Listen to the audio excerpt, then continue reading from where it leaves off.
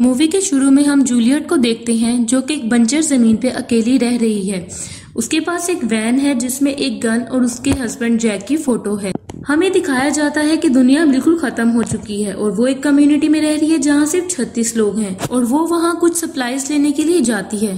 चलते चलते वो एक गैस स्टेशन की तरफ पहुँचती है जो कि बिल्कुल खाली होता है। वो वहाँ थक हार के बैठती है तो वहाँ हम देखते हैं कि उसे ऊपर छत पे से सीलिंग पे से कोई क्रिएचर दिखाई देता है। उसको अजीब सी साउंड सुनाई देती है। जूलियट बहुत ज्यादा डर जाती है और वो वहाँ से भाग जाती है। हमें ज्यादा कुछ तो नहीं बताया गया लेकिन ये जरूर बताया गया है कि वो क्रिएचर दिन के वक्त नहीं निकलते।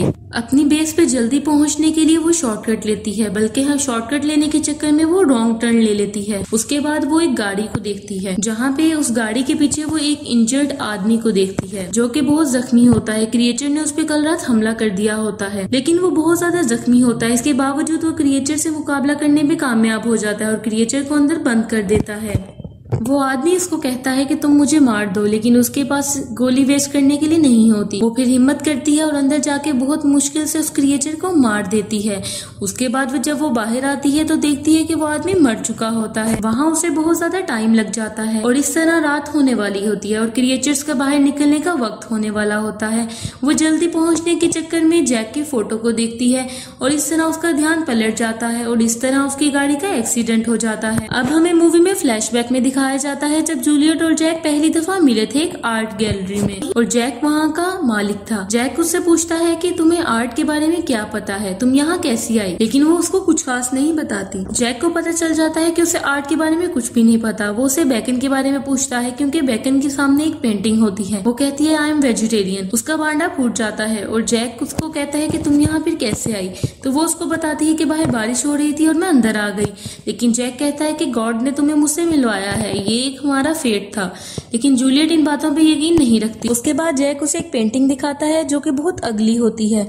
जूलियट को तो वो मॉन्स्टर लगता है, लेकिन जैक उसे कहता है कि हर अगलीनेस के पीछे तुम छुपी ब्यूटी को देखा करो। तो वो उसे करीब से देखती है तो उसे वो प्यारी लगती है। उसके बाद जैक उसे अपने घर ले आता है और घर आके तो वो बिल्कुल परेशान हो जाती है क्योंकि ये दोनों एक दूसरे के बहुत ऑपोजिट होते हैं। जैक बहुत अमीर होता है और जूलियट बहुत गरीब। जूलियट एक बहुत ज्यादा ड्रग एडिक्ट होती है, लेकिन दोनों में एक चीज कॉमन होती है कि दोनों के पेरेंट्स नहीं होते और वो लोग बिल्कुल अकेले होते हैं। जैक जूलियट के साथ बहुत ज्यादा अच्छा था जिसकी वजह से जूलियट को वहाँ पे घबरा के चली जाती है। जैक को ये बात बहुत अजीब लगती है, लेकिन कुछ दिनों के बाद वो जूलियट को दोबारा एक रेस्टोरेंट में एक बूढ़े आदमी के साथ देखते हैं। वो फॉलो करता है तो उसे पता चलता है कि वो ये सब कुछ पैसों के लिए कर रही है। जैक फॉलो करते हुए उसके अपार्टमेंट तक जाता है और वहाँ वो कुछ गुंडों को देखता है। जैक को ये सब कुछ बहुत अजीब लगता है। जैक जूलियट से कहता है कि मैं तुम्हारी मदद कर सकता हूँ, लेकिन उसको ये सब कुछ पसंद नहीं आता और वो उसे बेइज्जत करके अपने घर से बाहर निकाल देती है। लेकिन कुछ दिनों के बाद जूलियट जैक के घर आती है। वो जिस हालत में जैक के पास पहुंची थी, जैक ने उसका बहुत ज्यादा ख्याल रखा था, लेकिन वो फिर भी ड्रग एडिक्शन नहीं छोड़ती। अगले दिन वो फिर ड्रग्स लेने के लिए जाती है और जैक उसे रोकता है,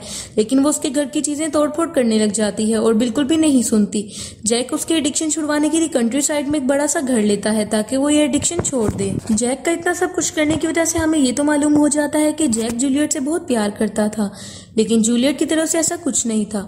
कुछ अरसे के बाद जूलियट प्रेग्नेंट हो जाती है और इस बात पे वो दोनों बहुत खुश होते हैं, लेकिन डिलीवरी के टाइम बच्चा मरा हुआ पैदा होता है और ये सब कुछ जूलियट की बुरी आदतों की वजह से होता है। लेकिन जैक जूलियट को फील नहीं करवाता। लेकिन उसके बाद जूलियट दोबारा से नशों की तरफ आ जाती है।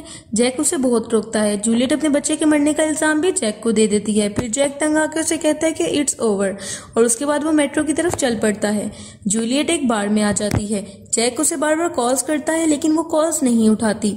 वहाँ न्यूज चैनल पे वो न्यूज देखती है कि मेट्रो में केमिकल अटैक हो चुका है जिससे 39 लोग मर चुके हैं। उसके बाद वो कॉल करती है तो कोई और उठाता है क्योंकि जैक की हालत ठीक नहीं होती और जैक हॉस्पिटल में एडमिट होता है। जूलियट जैक को देखने के लिए हॉस्पिटल में जाती है, लेकिन उसको वहाँ जाके लगता है कि जैसे वो ठीक हो जाएगा। अगले दिन वो देखती है कि उसकी बॉडी को डिस्पोज ऑफ कर दिया जाता है क्योंकि वो मर चुका होता है। अब जूलियट को बहुत ज्यादा अफसोस होता है, वो बहुत ज्यादा रोती है। जैक की जिंदगी में तो वो उसकी कदर नहीं करती, लेकिन उसके जाने के बाद वो उसको हर रोज याद करती थी। ये सब कुछ था इस मूवी का पास। हमें पास में दिखाया जाता है कि जूलियट को होश आ गई है और उसकी एक टांग टूट चुकी होती है और दूसरी टांग स्टक होती है। वो अपनी टांग को फ्री नहीं कर पाती, लेकिन उसके पास ही एक गन पड़ी होती है। वो बहुत कोशिश करती है कि वो गन को पकड़ ले और गन वो नहीं पकड़ पाती। उसके बाद वो बहुत कोशिश करती है तो वो अपनी टांग को फ्री करने में कामयाब हो जाती है। वो उसके ऊपर अल्कोहल डालती है। अपनी टांग का पैचअप करने के बाद रेडियो पे कॉल करती है, लेकिन वहाँ पे कोई भी नहीं सुनती। इतने में वहाँ पे क्रिएचर आ जाता है और हम देखते हैं कि उसकी टांग बिल्कुल इंसानों की टांग की तरह होती है। वो फटाफट गन पकड़ लेती है। इतने में रेडियो में कोई उसकी बात का जवाब देता है जिससे शोर होता है। वो उसे बंद करने की कोशिश करती है, लेकिन क्रिएचर को पता चल जाता है। वो जल्दी जल्दी रेडियो उसकी तरफ फेंक देती है। यही वजह होती है कि वो अब तक सेफ होती है। लेकिन एट लास्ट थोड़ी देर के बाद क्रिएचर को उसका पता चल जाता है। वो क्रिएचर वीवर कहलाते हैं। अब हमें पता चलता है कि वो बिल्कुल इंसानों की तरह है। अब हमें दिखाया जाता है कि जो केमिकल अटैक में लोग मारे गए थे, अब वो ये क्रिएचर्स बन गए हैं। अब हमें सारी पास्ट की समझ आ गई है। जूलियट अपनी वैन में दोबारा पहुंच जाती है और रिवर के आने का वेट करती है ताकि वो उन्हें शूट कर सके। रिवर जूलियट के पास आता है और जूलियट उसको शूट करके भगा देती है। उसके बाद वो रेडियो को देखती है। उसे रेडियो पे रिप्लाई मिलता है कि वैन में एक लोकेटर है जिसको तुम ऑन करोगी तो हमें तुम्हारी लोकेशन पहुंच जाएगी और हम तुम तक पहुंच जाएंगे। उसके बाद वो देखती है कि रिवर उसकी तरफ बढ़ रहा है। वो वैन की हेडलाइट्स ऑन कर देती है जिससे हर तरफ बहुत ज्यादा रोशनी हो जाती है और रिवर वहां से भाग जाता है, जिससे हमें पता चलता है कि इनको बहुत ज्यादा रोशनी भी पसंद नहीं होती। जूलियट के साथी उसको कहते हैं कि तुम्हें सुबह तक इंतजार करना पड़ेगा, हम इस वक्त नहीं आ सकते। और वो उन्हीं के लिए सप्लाईज लेने के लिए आई होती है। वो बहुत ज्यादा होपलेस हो जाती है। उसके बाद उसे सामने से एक गाड़ी की आवाज सुनाई देती है। वो वहां जाती है, लेकिन वो लोग अच्छे नहीं होते, वो लुटेरे होते हैं और वो इसको मार रहे होते हैं। रिवर इसकी मदद करता है और उनको मार देता है, लेकिन ये बहुत ज्यादा खौफजदा होती है।